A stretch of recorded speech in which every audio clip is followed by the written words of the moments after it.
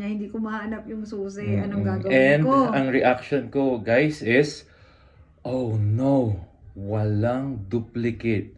Yeah, nag-iisang susi Ang lang. susi ng Odyssey namin. Kailangan ko siyang ipatow. Sila yung gagawa ng susi. And that will be around 500. And then yung towing pa, 100 maybe or 200. So $700.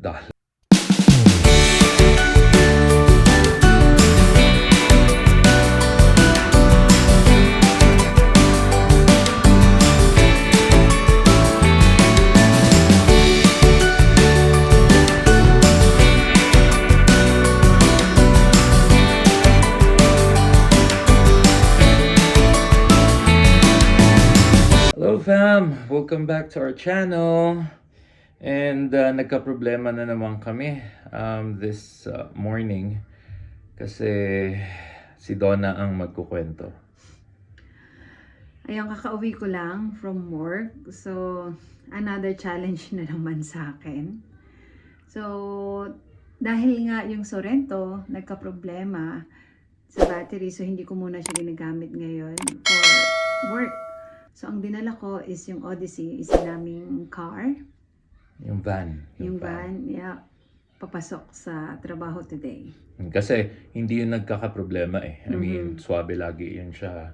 Yeah. Nagsa-start lagi, kahit sobrang lamig. Wala, parang brand new in a sense. Exactly. So, yun yung dinala ko na muna, sabi ni Lauren. So, ngayon, pauwi na ako. Pagkatapos ng work, pauwi ng bahay. So, from airport to parking is around 8 to 10 minutes walk. So, malamig ngayon, negative 15 sa labas. So, papunta akong parking. Bubuksan ko na ang car, hinahanap ko ang susi, hindi ko siya mahanap. So, mga 5 minutes na naman, naghahanap ako sa bag ko.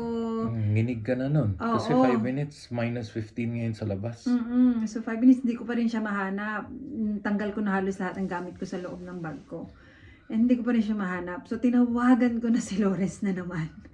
And sabi ko sa kanya, hindi ko mahanap yung susi. Anong gagawin ko? And ang reaction ko, guys, is, oh no, walang duplicate. Yeah, nag-iisang susi Ang lang. susi ng Odyssey namin. Kasi nung binili ko, second hand siya, very affordable. Yeah. Alam ko naman na walang duplicate. Pero parang hindi ko na lang siya naisip. Agad? Na, sige, pa-duplicate tayo kaagad kasi hindi naman yan mawawala eh, parang ganun. And yun, nawala nga kanina. So muntik-munti ka na kasi syempre pag nawala yun, ano ang gagawin? Hindi ko na siya mapapastart. Kailangan ko siyang ipatow sa kasa or kailangan ko siya ipatow sa Honda mismo kasi sila yung gagawa ng susi. And that will be around 500. And then yung towing pa, 100 maybe or 200. So, $700 agad.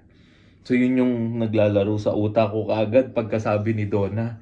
Tapos, nung bumalik ka na so sabi ko, bumalik ka sa airport. Check mo yung mga bagay doon. Kasi nga, sobrang lamig din eh. And then, tawagan mo ako ulit, di ba? So, bumalik ako ng airport kasi siguro naisip ko na baka naiwan ko siya sa locker, nahulog somewhere along the way. So, bumalik lang ako sa pathway na dinaanan ko. And ayun, pagdating ko nga ng airport, so another 10 minutes na naman. 10 minutes. So, bumalik ako sa locker namin. And ayun, check ako sa locker and na-find out ko na nandun pala siya sa kasulukan. So, usually nag-check talaga ako bago ako umalis kasi yung locker namin is hindi pang-akin lang. So, every use, yung nag-change ka. You just need to change your lock sa locker namin. So, buti na lang wala pang naglalagay ng bag dun sa locker. Yeah. So, when I checked it, andun siya sa kasulok-sulukan, which is siguro nagmamadali na rin ako pa uwi kasi nga gusto ko nang umuwi. Matawag agad ako kay Lauren. Ako, Daddy, andito na yung key. Wag ka na mag-alala kasi susunduin niya na ulit ako sa airport if ever. At hindi ko pa alam actually anong at kung paano gagawin. namin Kasi nawala yung susi eh. So, hindi mo siya ma-open, hindi mo siya maano. So, the only way is ipapatow mo siya papunta sa Honda. Tapos yung Honda yung gagawa ng another susi. Yeah. Which is parang at that time nagtanong na ako dati, parang around 400 to 500. Sa Syempre, kanila, ano? sa kanila, Yeah. syempre kasa yun eh. Yeah. So mahal talaga. So, Yun, grabe. Na-relieve ako talaga pag sabi ko kay Lauren, Daddy, okay na. Eto na, pabalik na ulit ako. I got the keys and stuff like that. Yun. yeah. So, for today, maghahanap ako ngayon kung sino ang pwedeng mag-duplicate. And maghanap ako sa Facebook, maybe Marketplace. Hanap ako, mag-Google search ako kung sino sa Calgary ang pwede. Baka may Pinoy. Syempre, kung may Pinoy, mas okay. Or may mga shops na malapit dito sa amin sa Northeast para medyo convenient. So, kasi kailangan talaga. So, lesson learned talaga namin. Kailangan may duplicate ang mga susi. Either bahay, kotse, or whatever. So, para meron tayong backup talaga in case na ganun yung nangyari. correct. I'm And so sobrang thankful na lang. Sobrang mahal yung cost na agad yung naiisip ko. Grabe. Yeah, sobrang thankful na lang talaga ako. Wala pang, siguro naman kung may nag-ano dun sa locker is makikita nila yung keys tapos and they will, lost and found. yeah, naman they will siguro. put it in lost and found. And buti na lang sa locker din, hindi somewhere na, nadaanan ko. Alright. So, So, schedule kami mamaya. Hopefully, may mahanap ako and then makakapag-schedule na kami para mapaduplicate. And sana mura, like around 200. Basta less than Casa price, less than Honda price na around 400, 500 nung last ako nagtanong. So, okay. See you later and hope this solves our problem today and moving forward. See you.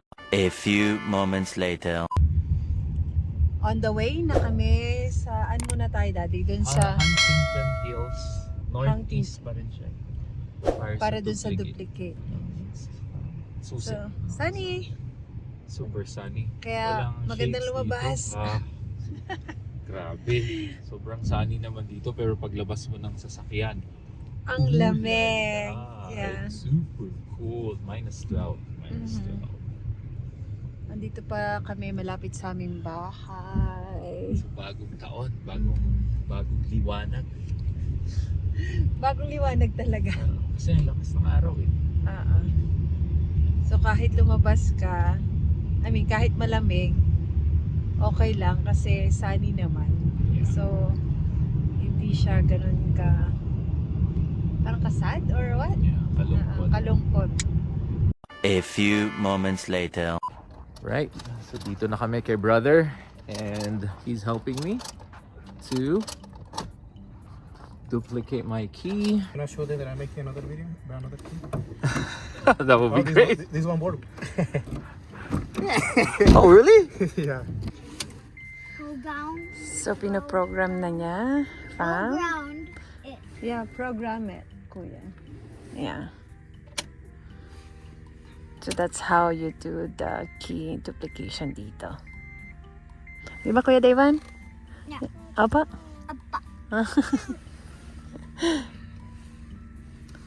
Super bilis lang. Yeah. Now it's working. Now? Oh, cool! That's so cool. Mabilis lang. Magaling. Babote. Magaling!